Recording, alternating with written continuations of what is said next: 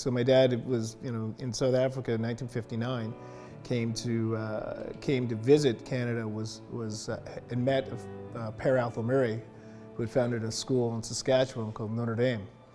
And the following year, my dad had to make a decision as to whether or not he was going to stay in South Africa or flee.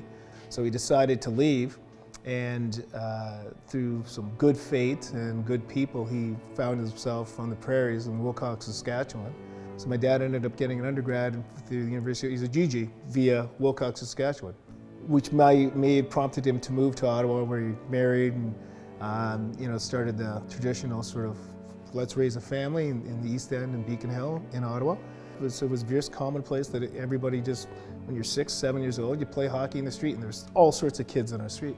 So for me, playing hockey was just an extension of what you did once you got outside. Like, here's a hockey stick, there's 2 boots in one end and 2 boots at the other end, those are the nets. And I didn't think anything of it in terms of being black or being white. It was like, my friends are my friends, and you're 6, 7, 8, 9, 10 years old.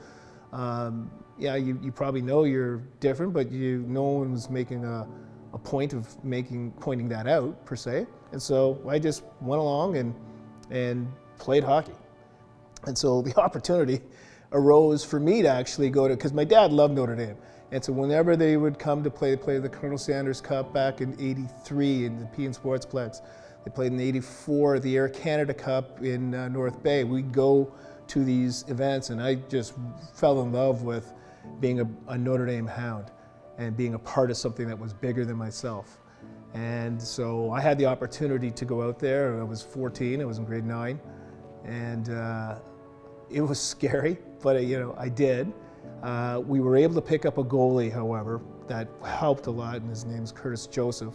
And so he ended up playing with us for the whole year, which was fortuitous, let's just say that. But all that being said, we had guys like Jason Herb, Brindamore again, Pellerin, Norris.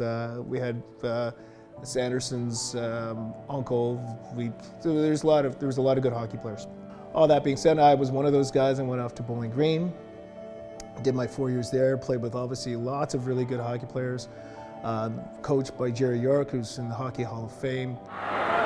Slapper, no, Menard fakes, the slapper gets Gilmore down, and there's your shorthanded goal with 2:07 to go, and Gilmore was absolutely hogtied by the fake. Ncwana gets the only assist, his second assist of the night. And lo and behold, I'm from Ottawa, and just so happens in the fall of '92, the Ottawa Senators were born. So it was, if not for the good work of Larry Kelly, who really pushed to help me get in here, and Pat Higgins, Timmy Higgins and Pat Higgins, the Higgins boys, they were scouts. And next thing you know, I'm at camp here in Ottawa, playing with my defense partner, as I mentioned, Brad Marsh. In this case, you're nervous as hell, because it's going to be your first kind of skate with veteran hockey players. Comes right over with his massive hand, shakes my hands as he's taking his teeth out with the other. Call me Schwampy. And to which I did, and I was still kind of thinking, is this for real? Is this really happening? Anyways, so that was my first kind of day dealing with just being in an NHL environment with bona fide NHL players. It was surreal.